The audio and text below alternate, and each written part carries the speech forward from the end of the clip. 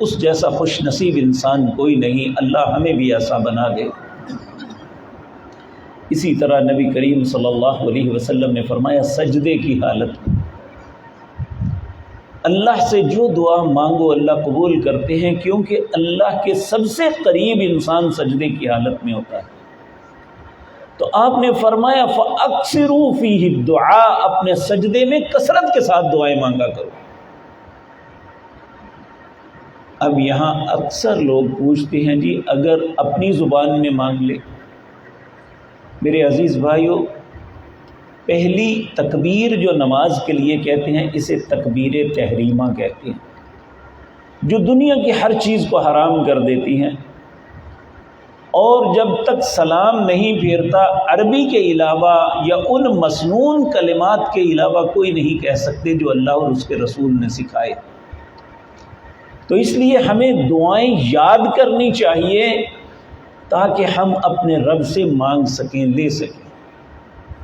تو اگر نماز کے علاوہ اپنی زبان میں مانگے تو اس میں کوئی حرج نہیں، لیکن نماز کے اندر جو دعا مانگنی ہے وہ عربی زبان میں مانگنی ہے، اور پھر وہ دعا رسول اللہ صلی اللہ علیہ وسلم کے طریقے میں ہو۔ انشاءاللہ ان دعاؤں کا آئندہ تذکرہ کریں گے۔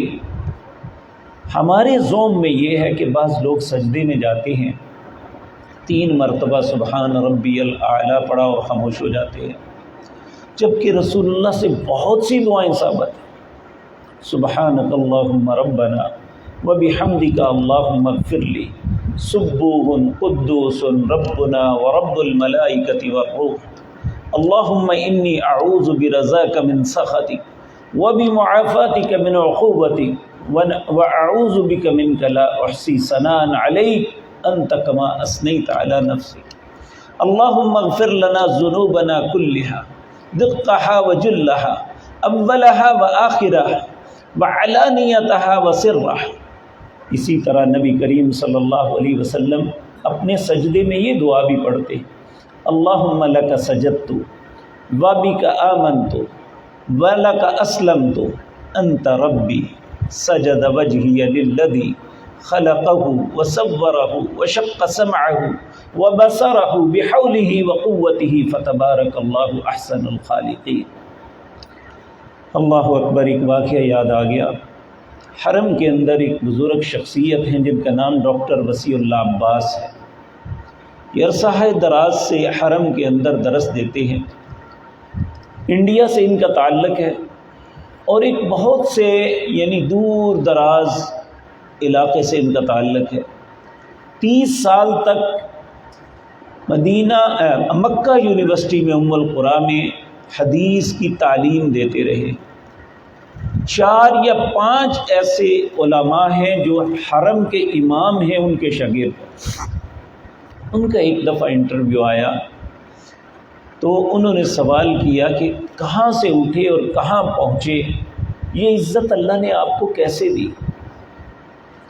تو انہوں نے جو بات بتائی، یقین جانیے اللہ کی عزت اور اس کی عظمت کا احساس ہوتا ہے کہ اللہ جو چاہتے ہیں وہ کر سکتے ہیں۔ اگر یوسف علیہ السلام کو کنویں سے اٹھا کے تخت مصر پہ بٹھا سکتے ہیں تو اللہ کچھ بھی معاملہ کر سکتے ہیں۔ وہ کہتے ہیں میں اپنی زندگی میں کوئی سجدہ ایسا نہیں کیا جس میں 2 دعائیں نہ مانگی ہوں۔ نمبر 1، ربنا آتنا فی الدنیا حسنۃ وفی الآخرۃ حسنۃ وقنا عذاب النار، اور دوسری دعا رب ارحمہما کما ربیانی صغیرا، اپنے ماں باپ کے لیے یہ دعا، اے اللہ میرے ماں باپ پر رحم کر جس طرح وہ بچپن پہ ہم پہ رحم کرتے، اور دوسری اے اللہ مجھے دنیا اور آخرت کی بھلائیاں عطا فرما اور مجھے آخرت کے عذاب سے بچا۔ کہنے لگے مجھے اس کے علاوہ کوئی ایسا عمل نظر نہیں آتا جس کے متعلق میں کہہ سکوں کہ اس عمل کی وجہ سے اللہ نے مجھے یہاں تک پہنچایا۔ تو اس لیے ان دعاؤں کی وجہ سے اللہ بہت عزت دیتے ہیں، اللہ بہت سی شان دیتے ہیں۔ ہر حاجت کی جو انسان کی طلب ہوتی ہے اللہ رب العزت عطا کرتے ہیں۔ تو سجدے کی حالت میں اللہ دعا کو قبول کرتے ہیں۔ اسی طرح